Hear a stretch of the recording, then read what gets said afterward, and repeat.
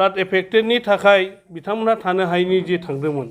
दा बेखौ फेरेंगा बिथाङा होनदों BPF दलोआ बिथांमोनखौ थिनहरदों जे बिथाङा माबा एभिडेन्स दं नामा खाम्फा सारा जुदि बेवहाय नुजादोंमोनब्ला इन्टारनेलि माबा मोनसे बुंखुमाबोदों बेवहाय थाहैनो खावलायबोदों होननानै बिथांनि सायाव दिनै सन्देह खालामजागौमोन एभिडेन्स होनो होनदों फेरेंगा बिथाङा होथों BPF होननाय लोगो लोगो एलार्जि जायो नामा बिथाङा आच्चा दिनै चिरांदुवार ब्लक कमिटि BPFनि लेङाइ आफादगिरि जानानै गिबि बर' खौरां इउनाइटेड निउज समनि रादाब बड'लेण्ड मिडिया नोंथांमोननो आंनि गोसो गोरबोनि साबायखर बावबाय जे आंनि दिनैनि माखासे बाइट होनायनि उद्देश्यआ जाबाय जे मैया जोंहा दानि BTR सरकारनि अर्थात UPPL दोलोनि हाग्रा बिफाननि जे EM रन्जित बसुमतारी बिथाङा जे लावख्रिगुरिनिफ्राय थांनाय जे देवस्रियाव माखासे फ्लाड एफेक्टेडनि थाखाय बिथांमोनहा थानो हायैनि जे थांदोंमोन दा बेखौ फेरेंगा बिथाङा होनदों BPF दलोआ बिथांमोनखौ थिनहरदों खाम्फासारनिनो आखाइ दङ बिथाङा बुंदों बेवहाय जों ओरैबायदि दुखु मोनदों जे बिथाङा माबा एभिडेन्स दं नामा रन्जित बिथाङा माबा एभिडेन्स होनो हागोन नामा दिनै जे खाम्फासारा बेवहाय खाम्फासारनि आखाइ दं होनदों दिनै आं बुंगोन जेब्ला लावख्रिगुरियाव फ्लाड एफेक्टेड जादों बेवहाय चिरांदुवार ब्लक कमिटि हिसाबै जों स्वयं नुजाहैदोंमोन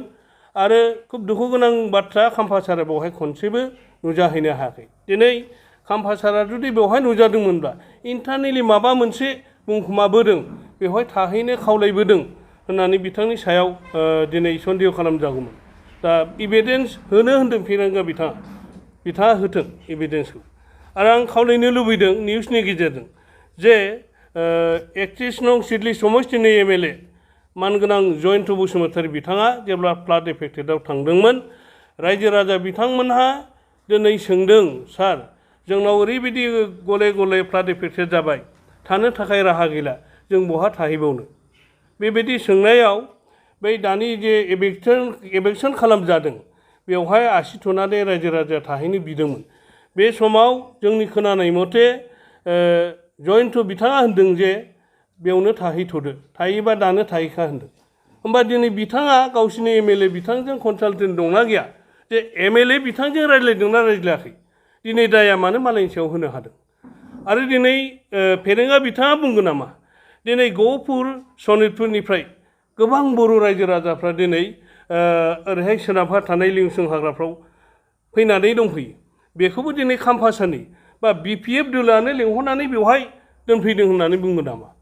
जों बेखौनो बिथांखौ खावलायनो लुबैदों दिनै निउसनि गेजेरजों नोंथाङा सासे EM फरेस्ट बिफाननि EM जानानै खोब सिन्था खालामनानै बाथ्राया बुंनांगौ आरो बाथ्राखौ बुंनाया मोजां जों बेखौ दुखु मोनदों जे बुंबाय पार्टिखौ लानानै बेबायदि बाइट होनाया मोजां नङा होननानै आं नोंथांखौ खावलायदों रन्जित नोंथां रन्जित बिथाङा बुंबावदों जे बेवहाय जे 22 नखरफोर दं गासिबो BPFनि हान्जानि होननानै दा बिनि सायाव मा बुंदों दा बेथ' आं लाजिनोबो ओंखारदों मिनिनोबो ओंखारदों आरो दिनै बेखौ जों बुंनांगोन रन्जित बिथांखौ थारमाने 22 नखरा BPFनि 22 नखरल'थ' नङा दिनै UPPL पार्टिनिबो दंहैयो आरो दिनै बिथांनि जेखिनि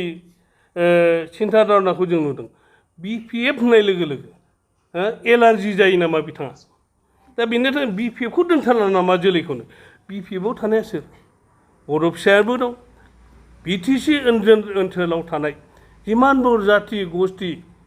राव धोरोमनि मानसि BPFआव दं दिनै बिथांमोना BPFनि सायावल' मानो नोजोर बोदों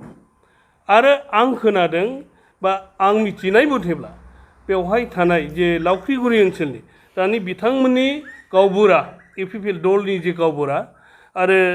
मेम्बार बिथांमोनहाबो बेवहाय दंहैफाथारो बा बिथांमोननि नामखौ मानो मेनसन खालामाखै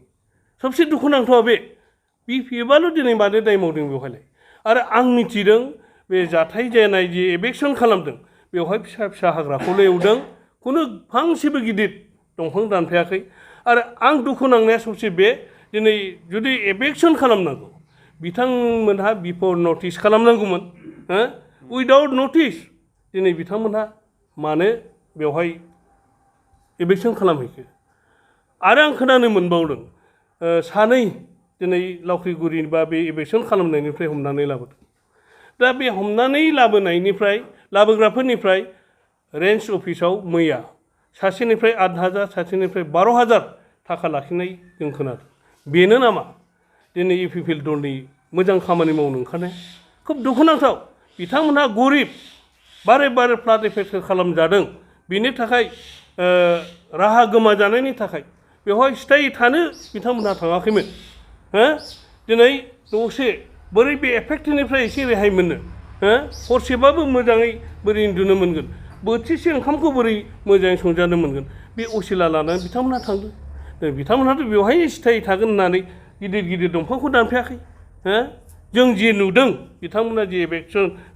खालामदों बे समनि जे निउसाव जों नुदों जोंनि मेगनाबो खाना नङा निउसाव नुजादों जे फांसेबो दंफां गिदिर दानफायाखै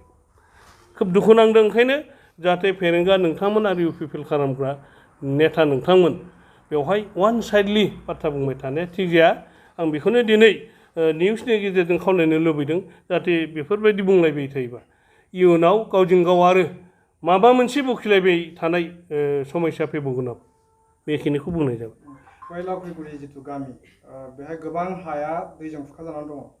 बे समावहाय बिथां रन्जित बसुमतारिया राजनितिकनि बाथ्रा बुंनाया बेसेबां गुरुत्वपूर्ण जादों होनना सानदों नोंथांमोना बेथ' मुगैथाव मोनसे फ्लाड इफेक्टेडसो जादों